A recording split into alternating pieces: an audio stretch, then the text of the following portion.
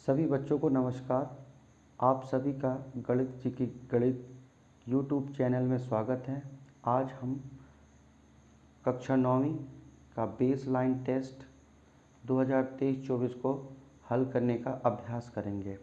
सबसे पहले आपको कक्षा 9वीं यहाँ डालना है। दिनांक जिस दिन आप पेपर देते हैं, विषय गणित लिखा हुआ है। यहाँ पर आपको अपना पूरा नाम भरना है, स्कूल का नाम और लड़का है या लड़की। इसके बाद आपको दिए गए निर्देशों को भली भांति पढ़ना है। तत्पश्चात बेसलाइन टेस्ट को हल करने का प्रयास करता है। तो जैसा कि खाली बॉक्स में सही संख्या लिखें दिया हुआ है। हमारे पास दिया है 325 गुणित 4। तो 325 गुणित 4 को जब हम गुणा करते हैं तो 4 पंचे 20 की शून्य, हाथ 2, 4 दूनी 8, 9 10 की शून्य, हाथ 1, 4 तिया 12, 1 13। इस तरह यहाँ पर जो हमारा उत्तर आएगा 1300 आएगा। इसके अगले क्रम पर दूसरे प्रश्न की ओर चलते हैं। दिए गए प्रश्न को हल करके बॉक्स में उत्तर लिखें। 653 भागित 7 भागफल 53, 93 शेषफल 2। तो यहाँ पर हमारा दिया हुआ है 653 को हम अंदर लिखेंगे और 7 से भाग देंगे। तो पहले 7 का पहाड़ा पढ़ेंगे 9 बार। 7 नाम 63, 65 में से 63 घटाते हैं तो 2 बचता है और 3 को इस तरह यहाँ पर उतार लेंगे। अब 7 तिया 21, हमारे पास यहाँ 21 आया। 23 में से यदि 21 को घटाएंगे तो 2 शेषफल बचेगा। इस हिस्से को हम भागफल कहते हैं और इस हिस्से को हम शेषफल कहते हैं। तो यहाँ पर हम भागफल लिखेंगे और यहाँ पर शेषफल लिखेंगे। अगला प्रश्न है हमारा, एक समबाहु त्रिभुज के आकार के भूखंड की एक भुजा की लंबाई 14 मीटर है, तो भूखंड की परिमाप क्या होगी। तो हम जानते हैं समबाहु त्रिभुज का परिमाप होता है 3 गुणित भुजा। 3 गुणित 14, इस भुजा को हम यहाँ पर रख लेते हैं। तो 3 गुणित 14, 14 दूनी 28, 14 तिया 42 होता है। अर्थात इसका उत्तर 42 सही है। अब हमारे पास अगला प्रश्न क्रमांक 4 है। खाली बॉक्स में सही उत्तर लिखें। 4/7 धन 5/7 बराबर, हम जानते हैं यदि आधार समान हो तो हमको आधार नीचे लिख लेते हैं और ऊपर की संख्याओं को हम जोड़ लेते हैं। तो हमारा उत्तर आएगा, नीचे आधार 7 और 4 5 होता है 9, अर्थात उत्तर होगा 9/7। प्रश्न क्रमांक 5 है, उसमें दिया है खाली बॉक्स में बड़ा, छोटा या बराबर लगाएं। 8 12 से छोटा होता है तो यहाँ हम लगाएंगे छोटा है। अगला है ऋण 2, और यहाँ ऋण 1 और 2 का गुणा करेंगे तो ऋण 1 गुणित 2 ऋण 2 होता है। तो ऋण 2 बराबर होगा 2 के। तो यहाँ पर ये बराबर हो जाएगा। 15 बड़ा है ऋण 17 से, क्योंकि कोई भी धनात्मक संख्या ऋणात्मक संख्या से सदैव बड़ी होती है। अगला है 52, और यहाँ दिया है 13 गुणित 5। तो हम जानते हैं 13 गुणित 5 65 होता है। 65 का मान 52 से बड़ा होगा, तो 52 छोटा होगा 65 से। अगले प्रश्न की ओर चलते हैं। प्रश्न क्रमांक 6, दी गई आकृति में छायांकित भाग को भिन्न के रूप में लिखिए। तो हमारे पास एक दिया हुआ है चित्र। सबसे पहले हम गिन लेते हैं इसमें कितने हिस्से हैं। 1 2 3 4 5 6 7 8। कुल हिस्से को 8 नीचे लिख लेते हैं और जो छायांकित भाग है हम उसको ऊपर लिख लेते हैं। तो ये हो गया 2/8 बराबर, भाग देने पर 1/4 उत्तर आएगा। अगला है, अलका ने एक दुकान से 154 रुपये का सामान खरीदा और दुकानदार को 50 रुपये का नोट दिया। दुकानदार अलका को कितने रुपए लौटाएगा। तो हाँ, हमारे पास है कुल रुपए 500 रुपये हैं और 154 रुपये का सामान खरीदे हैं। तो 500 में से 154 घटाएंगे तो शून्य को माने 10, 10 में से 4 गए 6 बचे। यहाँ एक संख्या कम हो जाएगी, 9 में से 5 गए 4। अब यहाँ बचेगा क्या, 4। तो 4 में से 1 गए 3, तो 346 रुपये दुकानदार लौटाएगा। अगला प्रश्न है 8वां, श्रवण ने मोहित से 2100 रुपये उधार लिए और श्रवण ने मोहित को 150 रुपये प्रति माह करके वापस लौटाए, तो कितने माह में कर्ज चुकता हो जाएगा। तो ज़रा देखिए कि कुल रुपए हैं 2100 रुपये, 150 रुपये वह लौटाएगा प्रति माह, तो हम 2100 रुपये में 150 से भाग देंगे। तो हम 150 का पहाड़ा पढ़ेंगे कि 210 से ज़्यादा ना हो, तो 150 एकम 150, कुल बचा शून्य का शून्य, और 21 में से सीधे हम यहाँ 15 को घटाएंगे तो 60 बचेगा। इस शून्य को यहाँ पर उतार लेंगे। अब 150 का गुणा 4 बार करते हैं तो 15 चौको 60 अर्थात 600 ये हो गया। इस तरह ये पूरा शेष पर शून्य हो जाएगा, तो यह 14 माह में रकम को लौटाएगा। इसके बाद अगला प्रश्न है, 2 दर्जन कापियों का मूल्य 600 रुपये है, तो एक कापी का मूल्य क्या होगा।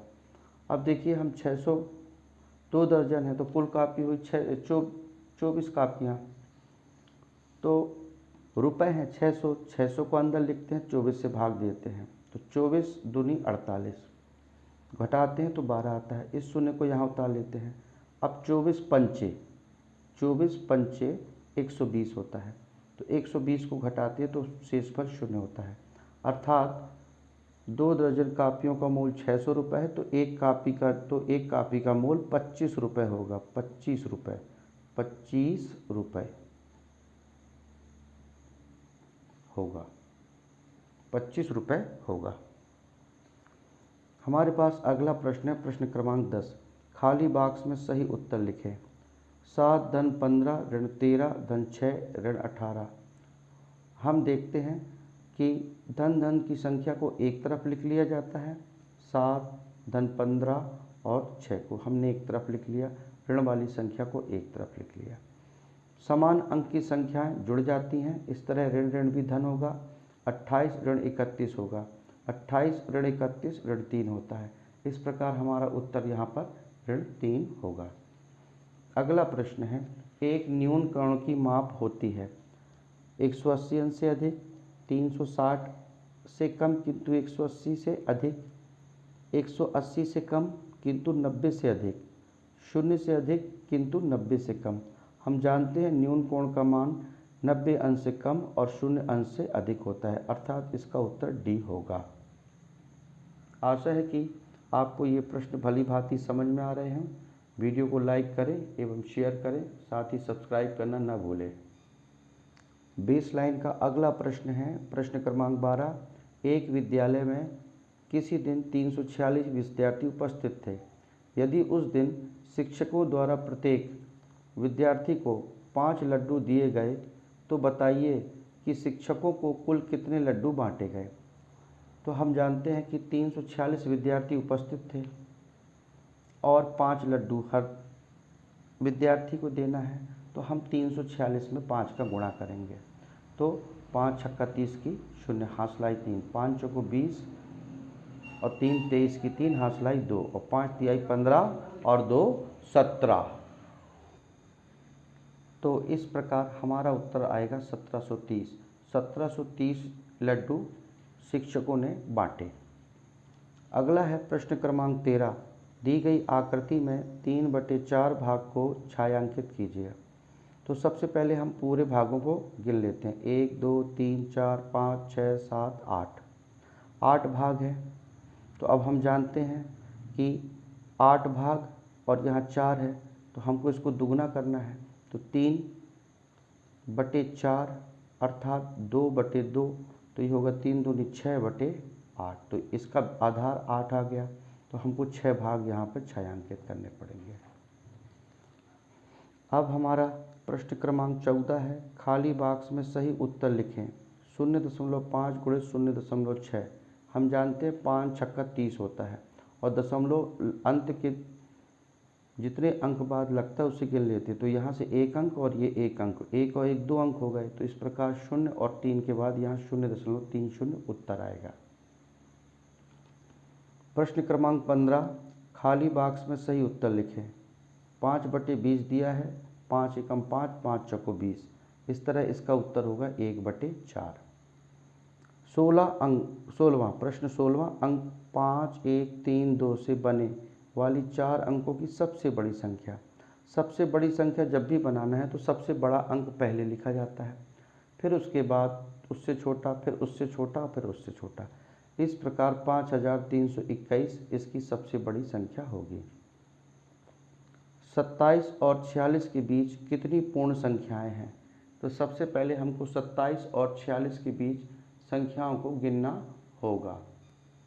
तो इस तरह हम गिनने पर प्राप्त करते हैं कि 27 और 46 के बीच में 18 संख्याएं हैं। प्रश्न क्रमांक 18 है, संख्या 3 के प्रथम 4 गुणज ज्ञात कीजिए। गुणज का अर्थ होता है जो गुणे में हो। तो 3 एकम 3, 3 दूनी 6, 3 तिरका 9 और 3 चौको 12। 3, 6, 9, 12 इसके गुणज होंगे। एक चतुर्भुज बनाकर उसके अभ्यंतर को छायांकित कीजिए। अभ्यंतर का मतलब होता है अंदर का भाग। इस प्रकार से हम ABCD एक चतुर्भुज बनाते हैं और उसके अंदर उसको इस तरह से छायांकित कर देते हैं। तो यही जो अंदर का भाग है वो अभ्यंतर का भाग है। तो चतुर्भुज ABCD इसका उत्तर होगा। प्रश्न क्रमांक 20 में लिखा है, घड़ी की मिनट वाली सुई कहाँ रुकेगी यदि वह 12 से प्रारंभ करके 2 समकोण घूम जाए। अब देखिए घड़ी कुछ इस तरह से होती है, यहाँ 12 लिखा होता है, ये 3, ये 6 और 9। एक समकोण में 3, 2 समकोण में 6, तो उत्तर इसका आएगा 6। समकोण अर्थात 90 अंश। संख्या रेखा पर ऋण 4 को दर्शाइए। तो संख्या रेखा कुछ इस तरह से होती है, यहाँ पर शून्य लेते हैं, इस तरफ धनात्मक होते हैं तो 1, 2, 3, 4, 5 और यहाँ ऋण 1, ऋण 2, ऋण 3, ऋण 4, ऋण 5, ऋण 6। शून्य से हमको 4 कदम पीछे चलना है, तो ऋण 1, ऋण 2, ऋण 3, ऋण 4, ये इसका भाग होगा। 22वां, संख्या 2/3 के तुल्य एक भिन्न ज्ञात कीजिए। 2/3 है, इसमें 2/2 का गुणा करते हैं तो 2 दूनी 4, 2 तिया 6। अब 3/3 का गुणा करते हैं तो 2 तिया 6 और 2 3 तिरका 9। इस प्रकार से हमारा उत्तर प्राप्त होगा। हम और भी इस तरह से भिन्न आगे बढ़ा सकते हैं। जैसे 4 का गुणा कर देंगे तो 4 दूनी 8 और 3 चौको 12। इसी प्रकार से और भी।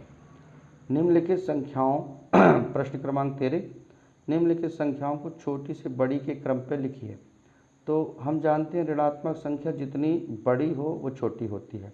तो ऋण 7, ऋण 5, 0, 3, 6 और अंत में धन 9।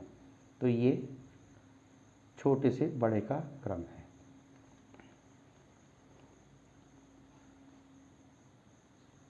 प्रश्न क्रमांक 24, संख्या x को 4 से गुणा करके संख्या 5 को घटाने वाला बीजीय व्यंजक ज्ञात कीजिए।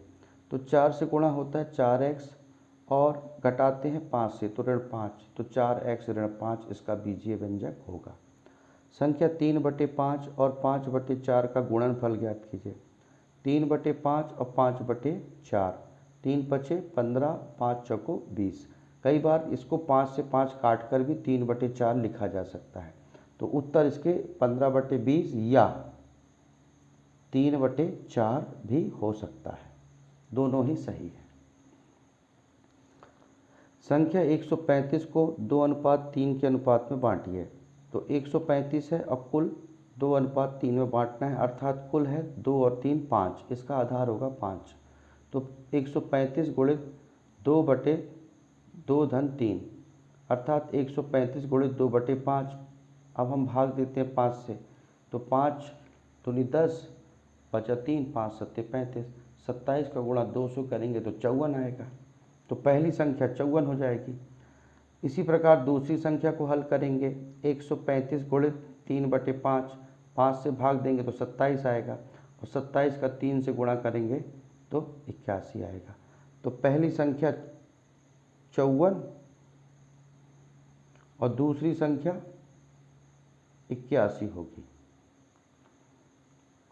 संख्या 3.6 को 6 से भाग दीजिए। अगर हम 3.6 को 6 से भाग देंगे तो हम जानते हैं कि हमें क्या प्राप्त होगा। तो देखिए 3.6 है, दशमलव दिया है और ये 6 है, तो दशमलव हटाते हैं तो यहाँ 10 का गुणा हो जाता है, तो ये संख्या बन जाती है क्या, एक तरह से। तो अब हम देखते हैं कि 6 से भाग देंगे तो 6 छंग 36, ये हो जाएगा 6/10। 10 से भाग देंगे तो उत्तर आएगा 0.6।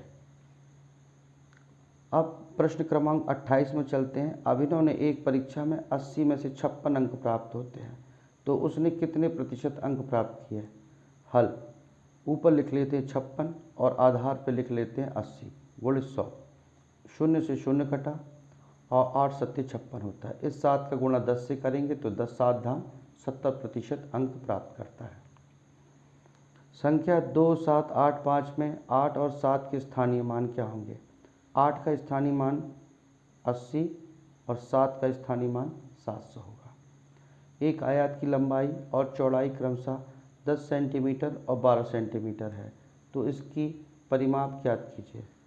आयत का परिमाप हम जानते हैं 2 लंबाई धन चौड़ाई होता है, तो